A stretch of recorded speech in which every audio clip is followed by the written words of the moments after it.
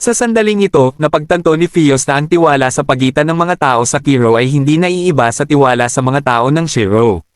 Mabilis na nilinaw ni Grocer na ang taong minamahal niya, ang susunod na hari, ay isang tao na may dalisay na puso at mataas na mithiin, na labis niyang hinahangaan. Nagkamali ang pag-iisip ni Thies, inakala niyang tungkol kay ERS ang sinasabi niya. Hindi naglaon, nagtapos ang kompetisyon at nagtipon ang lahat sa paanan ng malaking puno upang buodin ang mga resulta. Ang koponan ni Aora ay nakalikom ng maraming spruce sprouts, ferns, asparagus, at bird's foot trefoil, lahat ay pinili ng lubos na maingat. At nakalap naman ng koponan ni Shima ang maraming avocado sprouts, ngunit marahil ay masyadong agresibo, kaya tanging ang koponan ni Fios at Grocer lamang ang nakapili ng isang ligtas kainin na halaman, habang ang iba ay hindi nakain. Ipinagmamalaki ni ERS na ang koponan ni Hisam ang nakalikom ng pinakamarami sa bilang, ngunit sa huli, ang koponan ni Aora ang nagwagi dahil sa pagkolekta ng pinakamaraming uri ng halaman kahit na mas mababa ang kabuoang bigat kumpara sa koponan ni Eider. Labis na natuwa si Aora sa maikling panahong ito ng kapayapaan. Pagkatapos ng kompetisyon, abala ang lahat sa paghahanda para sa pagluluto. Inatasan ni Shima ang mga lalaki na magtipon ng kahoy pangluto habang ang mga babae naman ay nagdala ng tubig. Habang nangangalap ng kahoy, biglang napansin ni Aora na naglaya si Theo papasok sa gubat.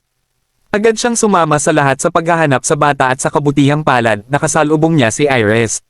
Ngunit sa kanyang pagmamadali, nadulas siya at nahulog kasama ang Reyna sa isang lawa. Nang marinig mula kay Iris na nakabalik na si Theo sa ilalim ng malaking puno kung saan nagluluto si Shima, nakaramdam ng ginhawa si Aora. Gayunpaman, nahihiya rin siya sa kanyang clumsy na aksyon kaya namula ang kanyang mukha. Napansin ni Iris ang kanyang mainit at mabuting puso at unti-unting nahulog ang loob niya kay Aora. Umupo ang dalawa sa tabi ng lawa upang matuyo ang kanilang basang damit, at pagkatapos ng ilang sandali, bumalik sila sa ilalim ng malaking puno. Nang makita ni Fios na lumalapit ang kanyang Reyna sa iba, lalo siyang naiinggit. Ang eksena ng lahat na nagluluto at naghahanda ng tanghalian ay isang larawan ng kaligayahan, at di nagtagal, handa na ang masarap na pagkain. Agad pinuri ng mga bisita mula sa kaharian ng Kuro ang lasa ng mga ligaw na halaman mula sa Shiro. Sa kanilang unang kagat, mausisa si Iris at tinanong si Aora kung natagpuan niyang mapait ang mga ligaw na halaman, ngunit naramdaman ni Aora na unang tikman ng mga ito, na iba at mas masarap ang pagkain dito kumpara sa mga gulay sa Kiro. Hindi mapait ang mga ligaw na halaman tulad ng sa Kiro, na nagpalapit pa kay Aora at Iris, na nagpasiklab ng selos kay Ger. Gayunpaman, mabilis namang nawala ang kanyang inis nang anyayahan siya ni Theo na tikman ang mga ligaw na halaman, na nagpalipat ng kanyang atensyon mula sa selos patungo sa pagkain na sa tingin niya ay kulang sa alat. Naiintindihan ni Shima ang malalakas na lasa na gusto ng mga tao mula sa Kuro, kaya maingat niyang dinala ang asin para sa mga kagalang-galang na bisitang ito. Habang pinapanood si Estora at ang dalawang embyado mula sa Kiro na masayang tinatangkilik ang mga putahe mula sa Shiro, iminungkahi ni Fios na pumirma ang dalawang bansa ng kasunduan sa kalakalan upang ang buong kaharian ng kadiliman ay magkaroon ng akses sa lutuing Shiro. Si Iris, isang Reyna na pinahahalagahan ng kapayapaan, ay nais na bumuo ng pagkakaibigan ang dalawang bansa upang mabuhay ng magkakasama sa pagkakaisa at masiyahan sa mga mapayapang sandali tulad ng ngayon. Nagtapos na ang mapayapang karanasan sa kaharian ng Shiro, at handa nang bumalik sa kanilang sariling bayan sina Eider at Esther. Personal na nagpaalam si Fios, ang pinuno ng Night Order, at ibinabalik ang mga sandata sa mga kagalang-galang na bisita. Nagpasya sina Aora at ERS na makipagkita sa Hari ng Liwanag isang huling beses bago iwan ang magandang kahariang ito. Ang barkong nagdadala sa mga embyado mula sa Kuro ay puno na. Kasama ang mga kahon ng regalo mula sa Shiro, tunay na nagulat si Grocer sa kabutihang loob ng kaharian. Natapos na ni Iris ang pagsusulat ng liham para humiling ng kasunduan sa kalakalan at maikli na ang kanilang oras sa Shiro. Ipinahayag ni Iris ang kanyang hangarin na mabuhay ng magkakasama ang dalawang kaharian sa walang hanggang kapayapaan. Biglang nagbago ang ekspresyon ni Eider, naniniwala siya na tanging isang makapangyarihang bansa tulad ng Shiro, na taon-taon nakatatanggap ng mainit na sikat ng araw at pambihirang lakas mula sa sinaunang wika, ang nagpapahintulot sa kanyang mga tao na mamuhay sa kasaganaan at kapayapaan, samantalang ang madilim at pinaghihirapang kaharian ng Shiro ay hindi kayang tanggapin ang ganoong mapayapang buhay sa ilalim ng Shiro. Naiintindihan ni Iris ang pinagmulan ng galit ni Eider, ngunit dahil sa pangangailangang panatilihin ang balanse sa pagitan ng dalawang kaharian, ganito na ang ayos ng mga bagay. Galit na galit, inakusahan ni ERS si Iris na pinapaliwanag lamang niya ang kanyang kapangyarihan upang mangibabaw sa kalangitan, at sa isang mabilis na paggalaw, inatake ni ERS ang Reyna. At ang biglaang pag-atake ay nag-iwan kay Iris at sa kanyang mga tagapangalaga na hindi makapag-react sa oras. Biglang isang kritikal na puntos ang tumama kay ERS, hinati siya sa dalawa, at si Estoria, gamit ang kanyang mabilis na reflexes, ay nailigtas ang Reyna ng liwanag sa huling sandali. Gayunpaman, ang nakakagulat na pangyayari ay nag-iwan sa mga nakasaksi na hindi mapatawad ang kaharian ng Chiro.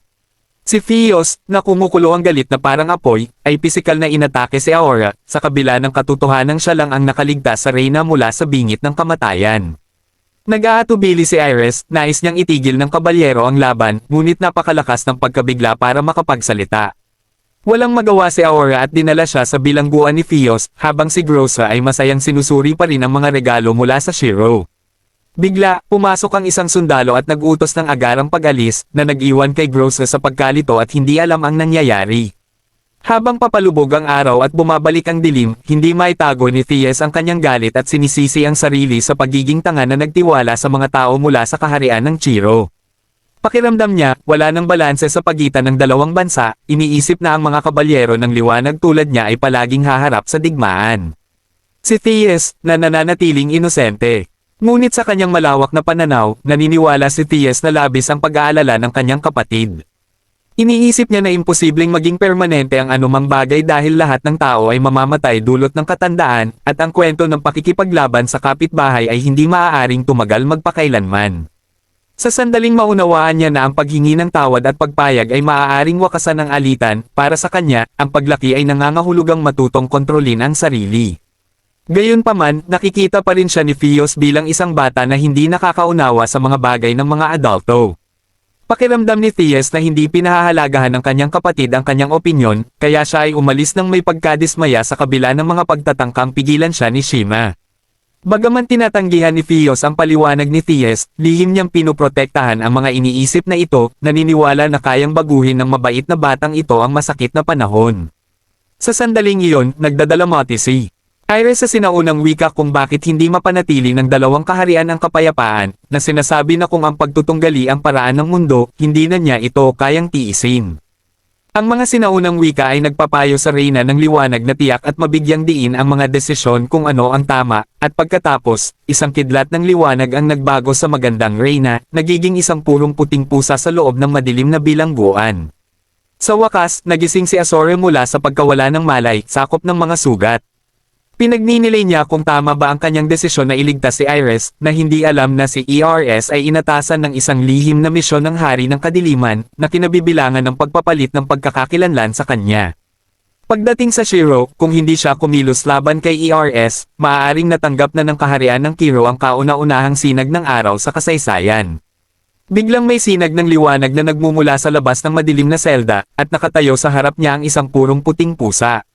Biglang bumukas ang pintuan ng selda, at parang gusto ng pusa na sundan siya ni Azora.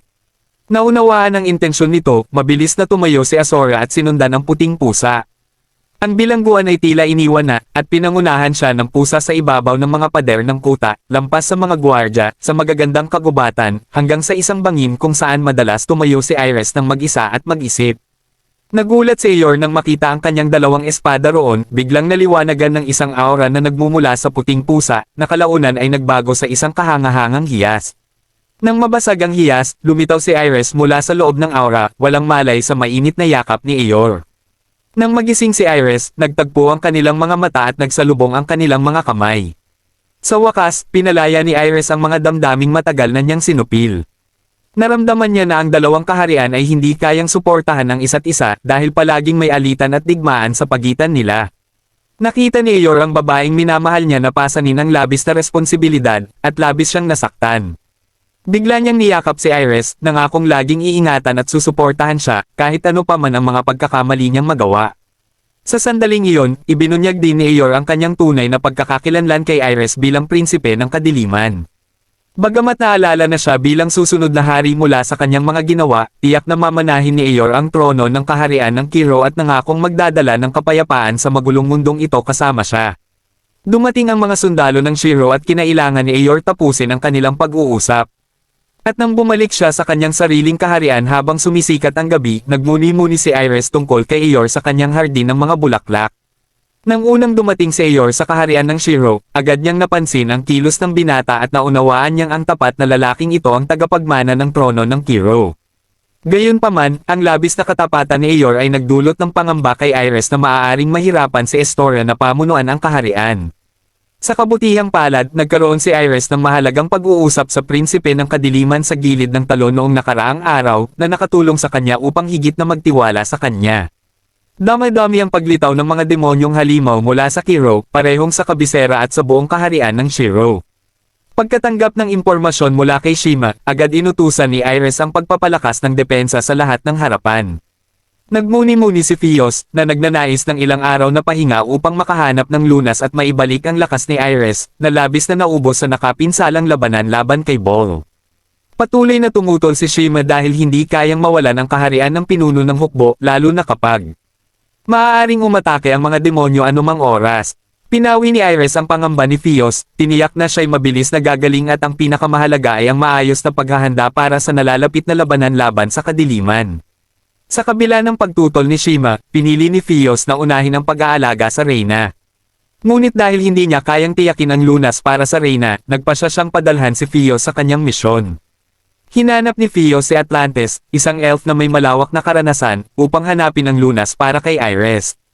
Tinaya ni Atlantis na ang kalusugan ni Iris ay lumala dahil nagamit niya ang mahika ng lampas sa kakayanan ng kanyang katawan, na nagdulot ng pagkaantala sa kanyang mga daluyan ng mahika na hindi pa ganap na nakabawi. Karaniwan, natural itong gagaling sa paglipas ng panahon, ngunit dahil sa maikling panahon ng pahinga at sa patuloy na lumalalang sakuna sa kaharian, ito ay hindi praktikal. Nakita ang determinasyon ng kabalyero sa tabi ni Iris, ibinahagi ni Atlantis ang lokasyon ng isang mapanganib na kuweba na nagtataglay ng banal na pagpapala na kayang gumaling sa kalagayan ni Iris sa kabila ng panganib, si Fios. Si Fios ay determinado na makuha ang mahiwagang gamot habang walang kapagurang ipinagtatanggol ni Iris ang kaharian upang maghanda sa nalalapit na pagsalakay ng madilim na puwersa. Ang pinakamaalamang pangkat ng mga mangkukulam na pinamumunuan ng Shiro ay nagsanay sa mataas na antas ng mahika upang makalikha ng matibay na hadlang. Gayunpaman, ang teknik na ito ay nag-ubos ng malaking bahagi ng enerhiya ni Shima, kaya't hindi ito kayang panatilihin ng matagal. Sa kabila ng matinding pagod at labis na lakas, ipinagpatuloy ng mga mangkukulam ang kanilang pagsasanay sa harap ng nakasisindak na kasamaan. Nang malaman ni Shima ang pagkawala ni Fios, agad niyang ipinaalam kay Iris ang agarang sitwasyon. Sa pagdinig ng balita, na natiling matatag ang Reyna, alam niyang hinahanap ni Fios ang lunas para sa kanya at tanging hangad lamang niya ang ligtas na pagbabalik ng ulo ng kabalyero.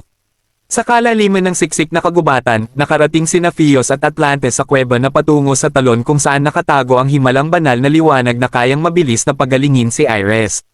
Matapos makaligtas sa paghabol ng kaharian ng Shiro sa pamamagitan ng pagtalon sa lumilipad na bangka, bumalik si Eeyore sa kanyang sariling lupain. Bagaman tinanong siya tungkol sa nangyari kay ERS, walang mahalagang pangyayari ang naitala sa kanya.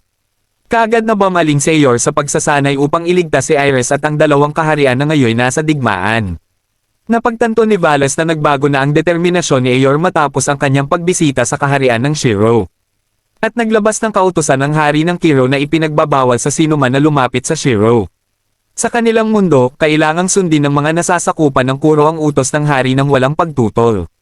Sa Kuro, hindi umiiral ang konsepto ng mabuti at masama, isang maliit na pagkukulang lang ay maaaring hayaang lumunin agad ng kasamaan ang lahat ng mabuti.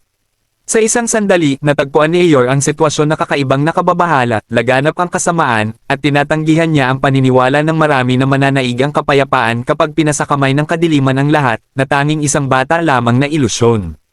Si Valas, sa kabilang banda, ay naniniwalang ang malalalim na kalkulasyon at paggabay sa mga tao upang makamit ang tamang resulta, o kahit ang paghula sa hinaharap, ay tungkulin ng isang hari, hindi niya sariling gawain.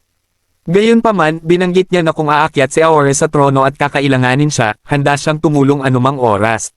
Bigla, mula sa malayo, nagmadaling lumapit si Gross na dala ang mahalagang balita na napakalakas ng mga halimaw sa harapang linya at hindi kayanin ng karaniwang hukbo ang mga ito. Inutusan ng madilim na hari si Grossa. At inutusan ng madilim na prinsipe na harapin ang mayabang na mga halimaw, nakatayo si Valas sa tabi, malalim ang iniisip, dahil siya lamang ang nakakaalam ng iniisip ng hari. Sa loob ng kabisera, nagtipon ang lahat ng sundalo at halimaw, habang pinaplano ng madilim na hari na sakupin ang kalangitan at gamitin ang pinakamalakas na puwersa ng kaharian upang patayin ang liwanag ng kaharian ng Shiro. Samantala, papunta si Azore kasama si Groza sa lokasyon ng mga nagngangalit na halimaw nang biglang sila'y naabala at inatake ng mga halimaw na kahawig ng higanting mga bubuyog. Dahil sa isang maling hakbang, nadulas si Groza at nahulog sa bangin, ngunit sa mabilis na reflex ni Aora, nagawa niyang mahuli si Groza sa panganib. Sa harapan ng prinsipe, hindi maitago ni Groza ang kanyang pagkahiya habang sinusubukan nilang makaakyat mula sa madilim na bangin. Biglang lumapit ang isang halimaw na mas malaki pa kay Azora. Agad namang ginamit ni Groza ang kanyang mahiwagang panalangin at ang kanyang mga mahiwagang pana ay tumama sa laman ng halimaw. Ngunit tila hindi naramdaman ng halimaw ang sakit na para bang hindi ito nasaktan. Nakita ito, mas pinilit ni Groza ang kanyang pag-atake. Ngunit biglang sumulong si Estora na para bang nais ayusin ang laban sa halimaw. Sa parehong oras, hinarap ng kaharian ng Shiro ang isang makasaysayang labanan laban sa kadiliman na handa na ang kanilang pinakaelitaryong puwersa. Pumasok si Theus at Atlantes sa yungib na naglalaman ng banal na liwanag upang maibalik ang sinaunang mahika kay Reyna Iris. Ang painang dala ni Iris ngayon ay hindi lamang ang kanyang mga pakpak kundi pati na rin ang buong kaharian ng Shiro. Inutusan niya ang kanyang mga tropa na lumaban laban sa Kiro, ngunit naramdaman niya na para bang winawasak niya ang kaharian ng kalaban. Nagdududa siya kung patas ba talaga ang balanse, at napagtanto niyang hindi niya kayang baguhin ang kasalukuyang sitwasyon mag-isa, kaya't nagsikap lamang siyang mapanatili ito. Habang nakahanay at handa na ang mga tropa ng Shiro para sa labanan sa madilim na yungib na walang kahit isang sinag ng liwanag, tila naabot na ni Theus ang isang dead end ng hilahin ni Atlantes ang isang bagay na kahawig ng palaso at itinakda ito sa kisame ng yungib. Ang maliit na bagay na ito ay kayang suportahan ang malaking katawan ni Atlantes. Humakbang siya at ipinagsama ang sarili ni Theus upang magpatuloy sa pagsulong. Mabilis na sumunod sa kanila ang isang tuwid na daan, ngunit walang nakikitang labasan. Sa mga harap na linya, matindi ang labanan, ang ilan sa mga halimaw ay nakalusot sa pader ng lungsod, ngunit agad silang nawasak ng makapangyarihang mahika ng babaeng mangkukulam na si Shima, na bumalik na. Inayos niya muli ang porma sayon at hinati ang mga plano sa labanan. Si Theus ay tumatakbo ng walang tigil hanggang sa maubos ang kanyang lakas at humihingal ng mabigat, at nakikita lamang ang mahabang madilim na kalsada sa harapan, na tila tumatakbo ang oras sa kanilang mga daliri. Humugat si Atlantes ng lente at nang tumingin dito, natuklasan niya ang isang nakatagong daanan. Nang mahawakan ng malaking batong pader, napagtanto ni Atlantes na ito ay isang nakapintang pintuan sa espasyo. Sinundan siya ni Theus sa loob nito. Ang mga tunog ng mga mamamayang tumatakbo sa takot ay hinaluan ng kalabog ng mga espada sa lungsod nang lumitaw ang mga halimaw. Pinuri ni Theus si Atlantes sa pagkakaabot nila rito ng walang hirap at hindi gumagamit ng sinaunang wika. Ngunit sa katotohanan, ang kapangyarihan ay nakatago lamang sa isang maliit na bote. Itinapon ni Atlantes ang mga bote na parang mga bomba na sumabog at winasak ang batong pader. At naghintay silang luminoang. Makakapal na itim na usok na hamarang sa kanilang paningin na nagbunyag sa mineral na bato. Naantig ng isang ideya si Theus, kaya hinugot niya ang kanyang espada at paulit-ulit na tinamaan ang mineral na bato sa harap niya, bawat kislap na tumama sa ibang mineral ay lumikha ng iba't ibang kulay. Sa pagkakita sa hindi inaasahang pagbabago, sinabihan ni Atlantes si Theus na umatras. Kinuha ni Atlantes ang ilang mga tungkod na kumakatawan sa iba't ibang elemento at bumuo ng isang mahika. Unti-unting bumukas ang isang pinto na nagbunyag ng mahiwagang liwanag sa gitna ng madilim na kailaliman ng kuweba. Ang banal na liwanag na nagmumula sa gitna ng lawa ay kumikislap ng maliwanag. Huminto si Atlantes upang pigilan si Theus na sumugod agad sa pinagmulan, habang sinusundan ng kanyang mga mata ang isang bato na inihagis ni Atlantes sa lawa. Ngunit patuloy na determinadong lumapit si Theus sa gitna ng lawa.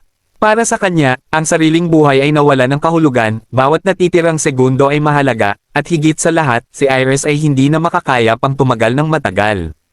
Ang kanyang baluti ay usok na mula sa kalawang, ngunit hindi sumuko si Theus. At lumapit pa si Theus sa banal na liwanag. Isang puting liwanag ang sumabog at matagumpay niyang nakuha ang banal na liwanag ng walang pinsala. Samantala, ang puwersa ng kaaway ay nakapasok ng mas malalim sa loob ng lungsod.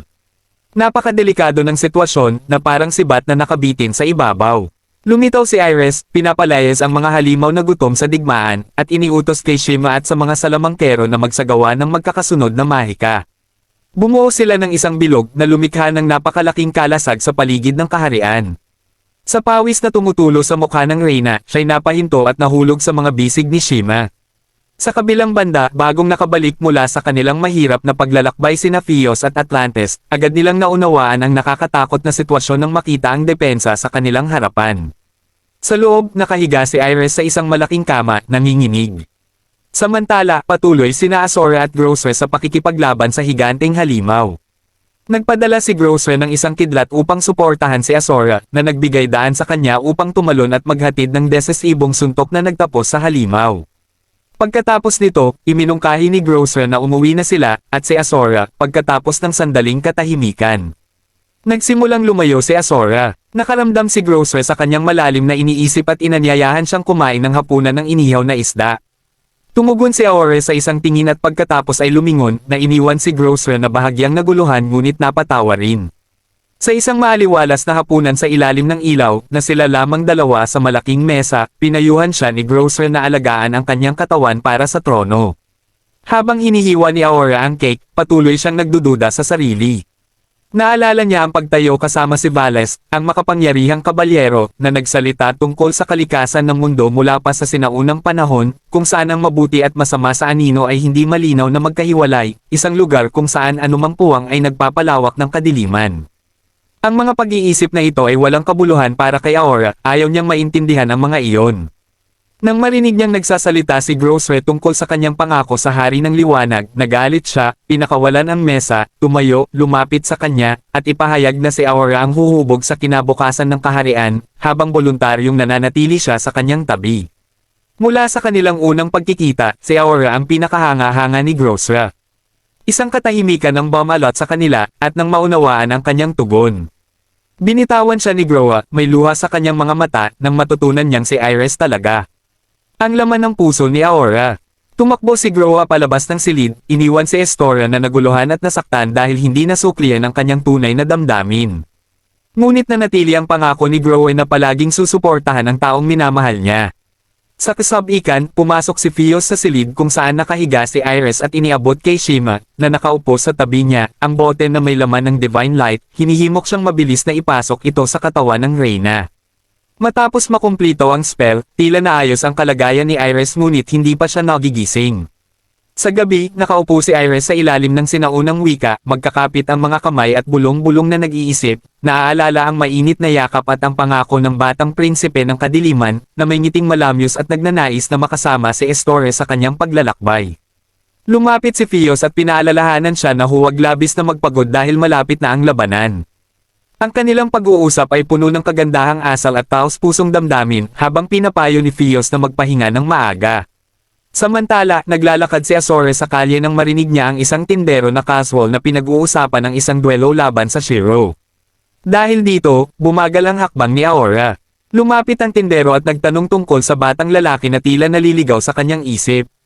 Nang mapagtanto niyang nakikipag-usap siya sa isang prinsipe, mamulong ang mga karaniwang tao sa paligid tungkol sa pagsali sa labanan, at napansin na hindi lamang si Grosso kundi pati ang prinsipe ay hindi pinapayagang gumamit ng espada. Nagtaka ang tindero kung nagpaplano ba si Aore ng isang pag-aalsa, ngunit itinanggi ito ng prinsipe. Tumangala siya sa kulay abong kalangitan, kung saan sunod-sunod ang mga patag na parang lupa, nag-aalinlangan at hindi tiyak sa kanyang nasabi, na hindi rin nakapagbigay lugod sa iba.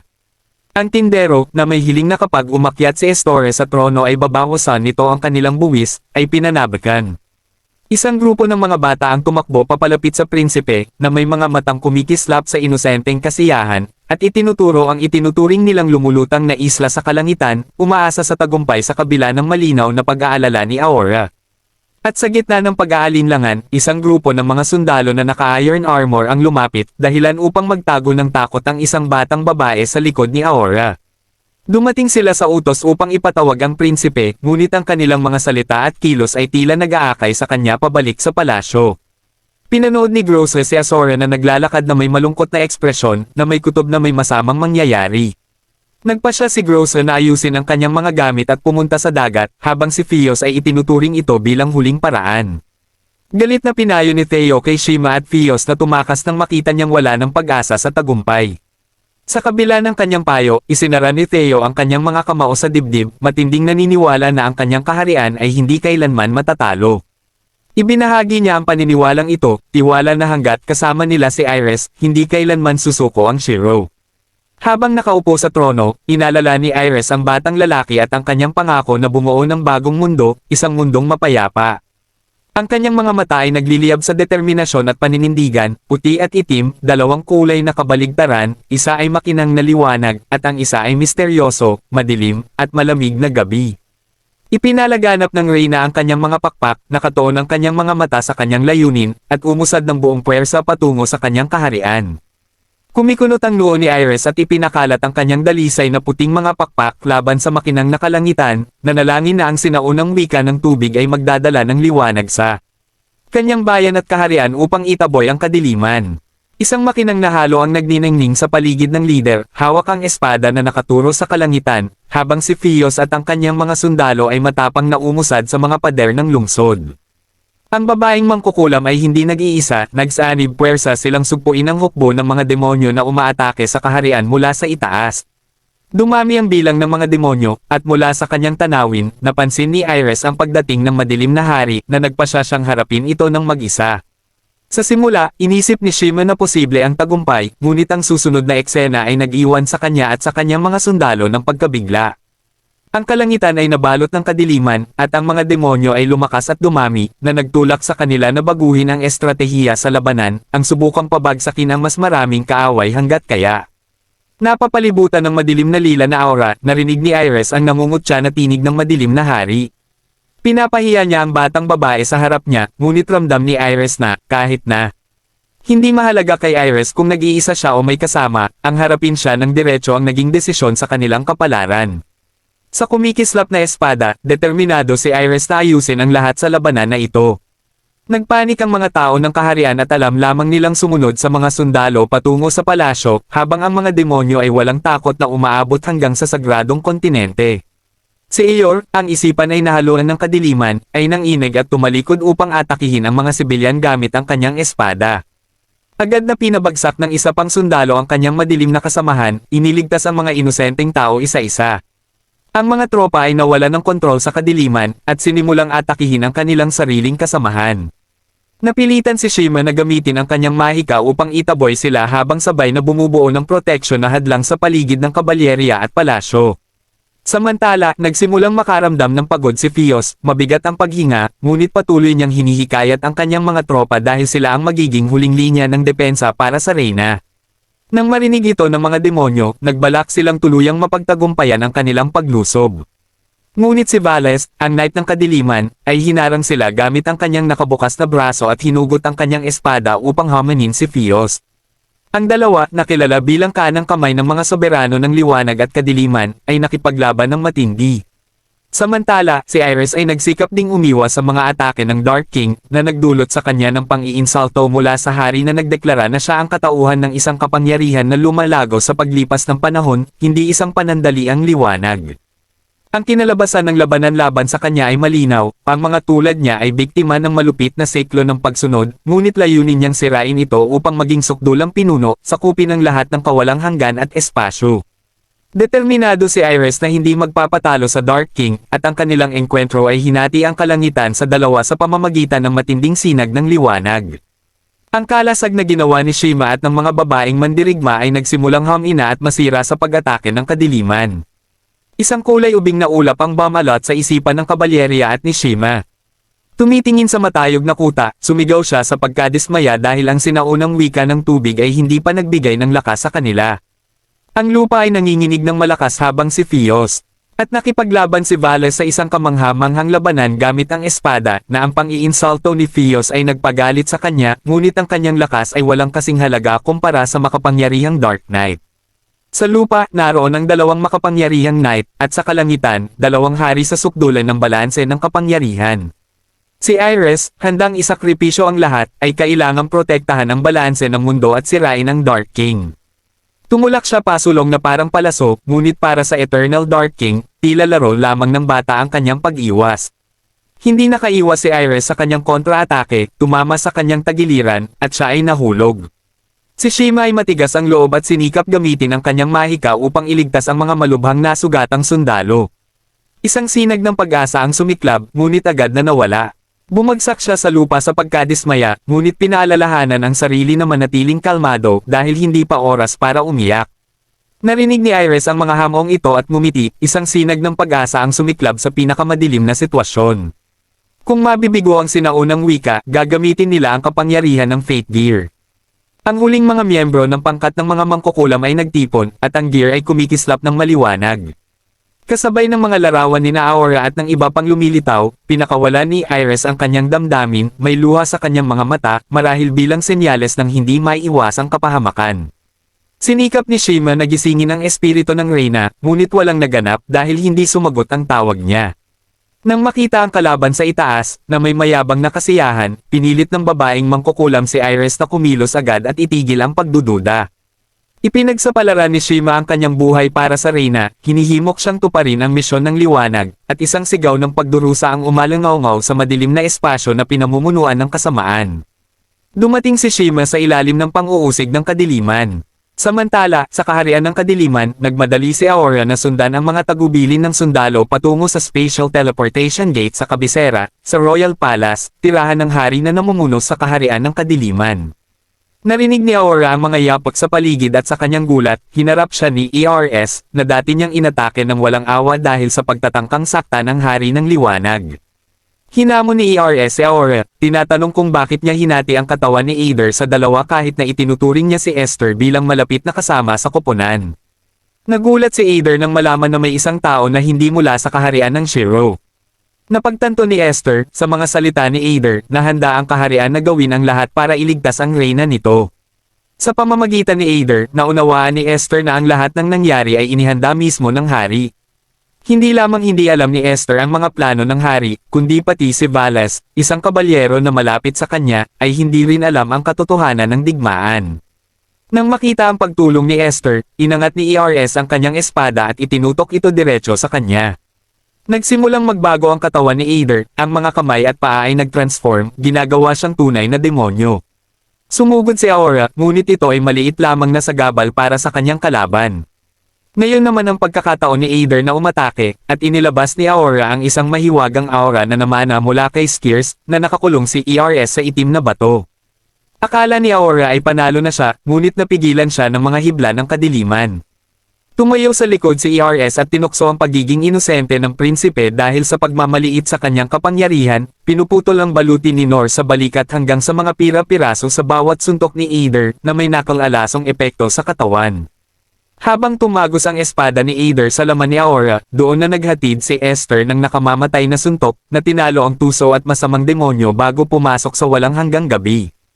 Hindi nakalimot si ERS na ipaalala kay Aura ang tunay na layunin sa likod ng mga panlilinlang na salita ng madilim na hari, na ang lahat ay naniwala na gusto niya hindi lamang sirain ang Shiro kundi hilahin din si Kirao pababa upang masiguro ang kanyang posisyon bilang pinakamakapangyarihang pinuno. Biglang naglaho si ERS na parang usok sa harap ng prinsipe. Tumayo si Aura, hinayla ang kanyang espada mula sa lupa, at nagpatuloy patungo sa palasyo. Ang mga sundalo na nag-aabang sa kabilang bahagi ng teleportation gate ay mabilis niyang natalo. Ginamit ni Aura ang lahat ng kanyang lakas, tumakbo ng mabilis patungo sa pantalan, sabay na pinapatay ang anumang maliit na demonyo na humahadlang sa kanyang daraanan. Lumabas si Grosse gamit ang isang hadlang upang sirain ang mga lumilipad na demonyo at sinabi kay Estora na iwanan ang lugar na ito sa kanyang kamay, sumusuporta sa kanya mula sa likod upang ang prinsipe na kanyang pinahahalagahan ay maabot ang kanyang layunin. Tumakbo ng husto si Aura patungo sa pantalan, ngunit napagtanto niyang wala nang natitirang mga airship sa paligid. Sa isang desperadong sitwasyon, biglang nabalot si Aura ng isang misteryosong kapangyarihan, na nagdulot sa kanya ng makinang na aura habang naipapakita ang nakatagong lakas sa loob niya. Lumitaw ang itim na mga pakpak sa kanyang likod, at walang pag-aalinlangan, lumipad si Aura, sumasabay sa puting ulap. Sa kabilang dako ng labanan, si Shima, sa kabila ng kanyang matinding paglaban sa madilim na hari, ay hindi nakaligtas sa paglusob ng kadiliman. Nagising siya matapos tawagin ng isa pang mangkukulam mula sa kanyang grupo, at nagulat siya nang mapansin na naiinggit siya sa kapangyarihan ni Iris, ang puting mangkukulam sa tuktok ng tore. Parang nagsisisi si Iris sa paggamit ng sinaunang wika ng tubig, nakikita ang kanyang sarili bilang manlilinlang sa hindi pagtupad sa kanyang pangako kay Aura. Si Aura, gamit ang kanyang bagong tuklas na kapangyarihan, ay walang kahirap-hirap na nililinis ang kanyang daraanan sa bawat palo ng kanyang espada habang lumilipad patungo kay Iris. Wala nang ibang pagpipilian si Iris kundi gamitin ang lahat ng kapangyarihan ng sinaunang wika ng tubig upang selyuhan pareho ang Kiro at Shiro. Ang lupa ay umuuga ng malakas, nararamdaman ang panganib. Umakyat si Valas pabalik, tumakbo patungo kay Shima, at pagkatapos ay nagmadaling pumasok sa palasyo. Yumanig ang lupa at unti-unting nawala ang lahat sa makapal na itim na usok.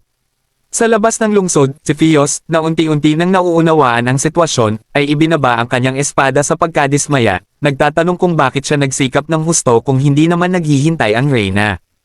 Ang liwanag mula sa sinaunang wika ay lumakas ng mabilis, winawasak ang lungsod at pati si Iris sa ilalim ng lupa. Narinig ni Aura ang tawag ng taong matagal na niyang hinihintay, at lumawak ang kanyang asul na mga mata, ngunit sa kabila nito, wala na siyang maipigil. Kahit na nakabaon ng malalim si Iris sa lupa, isinugol ni Aura ang lahat upang maabot siya. Nang masaksihan ng madilim na hari ang pagbagsak ng langit at lupa, naunawaan niya na isinakripisyo ni Iris ang sinaunang wika ng tubig at ang himpapawid na kontinente upang talunin siya. Mula sa isang malalim na itim na hukay, isang liwanag na parang lumilipad na bituin ang bumilis patungo sa kanya. Si Aura, bagaman hindi nakaligtas kay Iris, ay determinado na tuparin ang huling kahilingan niya. Sa pamamagitan ng kanyang espada na tumago sa malawak na mata ng madilim na hari, isinumpa niya ito at ibinalik sa lupa, naghatid ng isang nakamamatay na palo na nagtapos sa buong saga.